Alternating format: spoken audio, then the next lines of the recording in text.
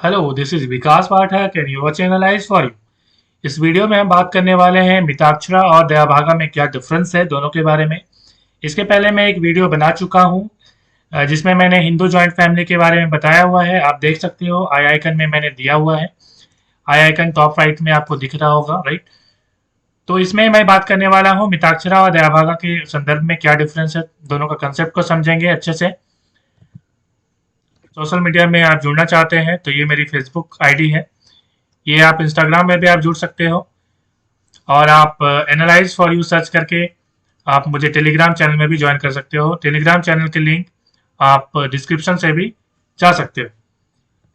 तो मिताक्षरा और दयाभागा में ये डिफरेंस है, आप देख रहे हो। इस डिफरेंस को बताने के पहले कुछ चीज़ें आपको समझना पड़ेगा। थोड़ा कोपार्सनरी का कंसेप्ट मैं समझा दूं, थोड़ा क्या होता है ये।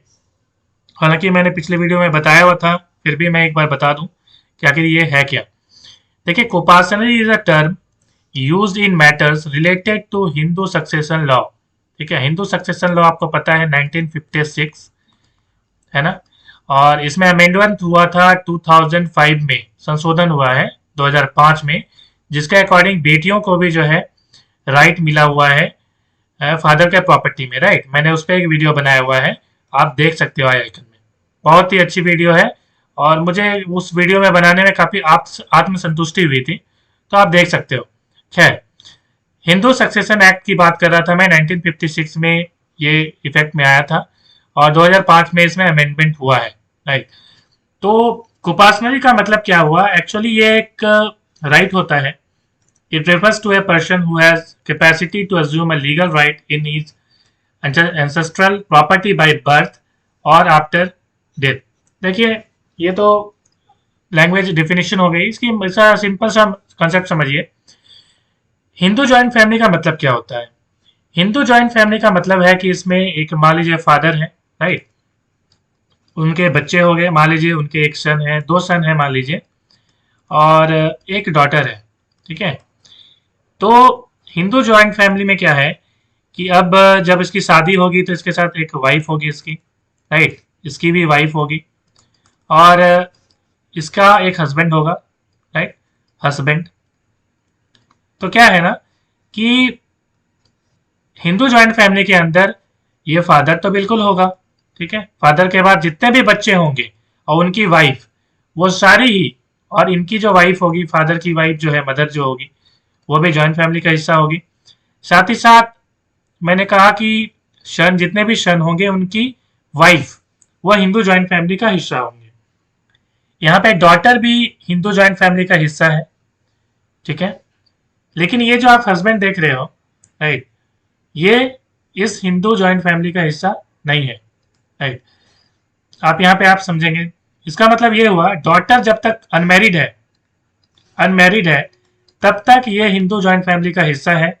जब इसकी शादी हो गई तो फिर ये दूसरे फैमिली में चली जाएगी, उस फैमिली का जॉइंट फैमिली का वो मेंबर होगी, राइट। मैंने ये कंसेप्ट पिछली वीडियो में बताया था अच्छे से। मेरा यहाँ पे कंसेप्ट क्या है, देखिए, कोपासनरी का मतलब ये हुआ कि हिंदू जॉइंट फैमिली में जितने भी राइट है, बर्थ राइट मीन्स प्रॉपर्टी का जो राइट होता है, मैं यहाँ पे प्रॉपर्टी की बात कर रहा हूँ। तो जो प्रॉपर्टी का राइट होगा वो किसके पास होगा, तो 2005 के पहले सिर्फ ये सन के पास हुआ करता था, ठीक है। मिताक्षरी लॉ के अकॉर्डिंग ये सिर्फ सन को हुआ करता था। 2005 के बाद ये डॉटर को भी मिलने लगा, ये डॉटर भी इसमें हिस्सेदार होगी। यहाँ पे ध्यान रखिएगा, ये बर्थ राइट है, इसका मतलब है यहाँ पे ब्लड रिलेशन की बात आएगी। जो ब्लड रिलेशन होगा, मतलब कि ये जो राइट होगा, कोपासनरी राइट, ये सन को मिलेंगे, डॉटर को मिलेंगे, और इनके जितने भी फिर सन डॉटर होंगे उनको मिलेंगे, ठीक है। यहाँ तक तो ये बात समझ में आ गई कोपासनरी राइट। अब हम लोग बात कर लेते हैं दया भागा की, कि दया भागा क्या है, तभी हम समझ पाएंगे, फिर मिताक्षरा समझेंगे। दया भागा का क्या मतलब है। दया भागा में सिस्टम क्या चलता है, जैसे ये फादर है, ये मदर है, मान लीजिए इन बच्चों की, ठीक है। तो जब तक ये जीवित है, ठीक है, मतलब डेथ नहीं हुई इनकी, तो इनकी जो प्रॉपर्टी है, राइट, इनकी जो प्रॉपर्टी है वो नहीं बटेंगी। इस प्रॉपर्टी में इनका कोई लीगल राइट नहीं है, no legal right, no right है, ठीक है। इसका कोई राइट नहीं होगा बच्चों का, ठीक है। इसका मतलब ये, it is not a birth right. Dayabhaga में जो है ये क्या है, बर्थ राइट नहीं है। It is not a birth right. ऐसा नहीं है कि बच्चे जन्म ले लिए और उनका राइट हो गया जमीन पर, जायदाद पर, नहीं।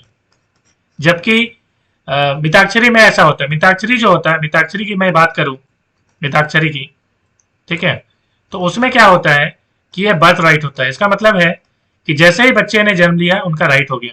इसका मतलब यह हुआ कि फादर है, उनके फिर सन है, फिर सन है। तो इसमें क्या होता है, जमीन मान लीजिए 6 कट्ठा का है, तो यह इसमें जो है राइट जो है 2 कट्ठा फादर का होगा, 2 कट्ठा सन का होगा, 2 कट्ठा किसका होगा, तो ये होगा दूसरा सन का।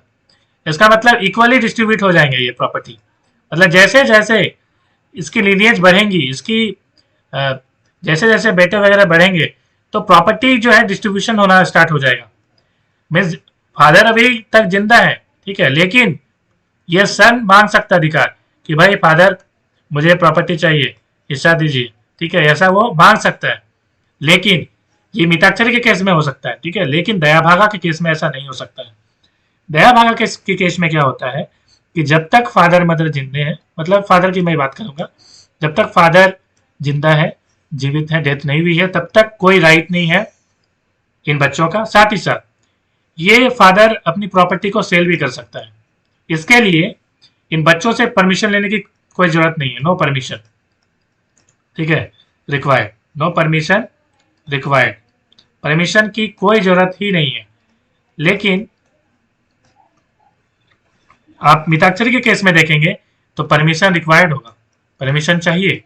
क्यों क्यों चाहिए, क्योंकि परमिशन रिक्वायर्ड, राइट, क्यों चाहिए, क्योंकि इन बच्चों का उस एंसेस्ट्रल प्रॉपर्टी में, ठीक है, एंसेस्ट्रल प्रॉपर्टी का मतलब क्या है, एंसेस्ट्रल प्रॉपर्टी का मतलब है एंसेस्ट्रल, एंसेस्ट्रल प्रॉपर्टी का मतलब है बाप दादे की प्रॉपर्टी, ठीक है।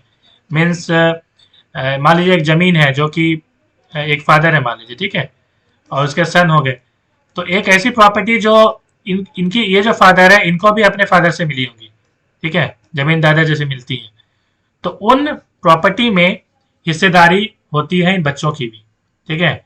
मैं वही कह रहा था कि इनको यदि बेचना है, इस फादर को यदि ये प्रॉपर्टी को बेचना है, तो क्या होगा कि उनको इन बच्चों से परमिशन लेनी पड़ेगी, ठीक है। नया भागा में क्या है कि कोई परमिशन की जरूरत नहीं होती है, ये प्रॉपर्टी अपना कभी भी सेल कर सकते हैं। ये तो आप दया भागा समझ में आ गई होगी आपकी बात। अब केस लेते हैं कि डेथ जो हो जाती है फादर की। यदि फादर की डेथ हो जाएगी, डेथ ऑफ फादर, उस कंडीशन में इसकी माताश्री बच रही है, तो प्रॉपर्टी ट्रांसफर हो जाएगी इन बच्चों में, ठीक है। ये प्रॉपर्टी जो है वो ट्रांसफर हो जाएगी इन बच्चों में। यहाँ पे 1 बच्चे, 2 बच्चे, 3 बच्चे हैं, तीनों को ही मिलेगा हिस्सेदारी, ठीक है, डॉटर को भी। दया भागा सिस्टम में क्या है कि दया भागा में बच्चों को ये सिस्टम में प्रॉपर्टी मिलती है, डॉटर को भी मिलती है। लेकिन मिताक्षरी में ऐसा नियम है कि नहीं मिलती है। लेकिन मैंने कहा कि 2005 में ये नियम बन गया है कि अब डॉटर को भी प्रॉपर्टी में हिस्सेदारी देनी पड़ेगी। लेकिन मिताक्षरी में ऐसा कुछ लिखा नहीं है। मिताक्षरी में सिर्फ सन को मिलता है, डॉटर को नहीं, ठीक है, ये आप समझेंगे। लेकिन दया भागा में क्या है, सन डॉटर दोनों की हिस्सेदारी बनती है, ठीक है। और कब बनती है, जब उसकी फादर की डेथ हो जाती है तब बनती है, उसके पहले कोई राइट नहीं है। इस चीज को समझेंगे। साथ ही साथ मैंने कहा कि ये प्रॉपर्टी ट्रांसफर हो जाएगी बच्चों को जब उनके फादर की डेथ हो जाती है, लेकिन मदर अभी भी है। अब मैंने कहा कि ये अपने प्रॉपर्टी को सेल कर सकते हैं दया भागा सिस्टम में, मैंने कहा था अभी। लेकिन यदि इसकी मदर जिंदा है तो इस कंडीशन में ये अपने प्रॉपर्टी को नहीं सेल कर सकते हैं, ठीक है। ये चीज को आप समझेंगे, बहुत इंपॉर्टेंट है। अब तीसरा कंडीशन ले लेते हैं जिनमें दोनों की जो है डेथ हो जाती है, फादर की भी डेथ हो जाती है और मदर की भी, ठीक है। तो उस कंडीशन में क्या होगा, तो उस कंडीशन में ऐसा होगा कि अब ये जो है अपनी प्रॉपर्टी को सेल कर सकते हैं और इन्हें हिस्सेदारी मिल जाएगी, ठीक है। अब चलते हैं हम लोग कि तीनों के बीच डिफरेंस क्या है। हमने समझा कि कोपर्सनली एक बर्थ राइट होता है, ठीक है। जैसे ही बच्चे जन्म लेंगे उनका ये राइट हो जाएगा, ठीक है। एक जमीन है तो फादर का जितना राइट है सन का भी उतना ही राइट होगा, ठीक है, ना 1 रुपया कम ना 1 रुपया ज्यादा। दूसरा, नो बर्थ राइट। दया भागा जो है वो कोई बर्थ राइट नहीं है, मैंने कहा coparcenary is effective after father death, इस चीज को समझेंगे। कोपासनरी मैंने बताया, equal right over the ancestral property of the father son etcetera, ये इक्वल राइट होते हैं एंसेस्ट्रल प्रॉपर्टी में फादर और सन का। मैंने कहा कि 1 रुपया ज्यादा ना 1 रुपया कम, मतलब इक्वल प्रॉपर्टी होगा, आधा आधा मिलेगा। यदि 4 कट्ठा जमीन है तो 2 2 कट्ठा मिलेगा, इस तरह से 2 जन है तो ठीक है। Father remains the owner of the property after his death, ठीक है। फादर जो है ऑनर रहेगा प्रॉपर्टी का जीवन भर, जब तक जिंदा है। जैसे इनकी डेथ होगी तब ये जाकर सन या डॉटर को मिलेगी। तीसरा, पिताक्षरा में क्या है, father can not sell the ancestral property, मैंने कहा विदाउट कॉन्टेक्टिंग सन, और फादर इसमें सेल कर सकता है। चौथा, an adult son can demand partition during his father's life time, इसमें क्या है, मिताक्षरा में डिमांड कर सकता है फादर से कि भाई मुझे अपनी जमीन चाहिए, क्योंकि उसमें इसकी हिस्सेदारी है।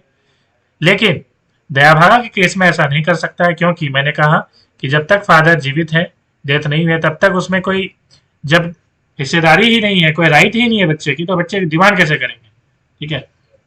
पांचवा देखते हैं, all the members of the joint family enjoy coparcenary right during his father's life time, मतलब फादर है फिर भी जो है कोपासनरी राइट सभी बच्चों को मिलेंगे एक जॉइंट फैमिली में, ठीक है।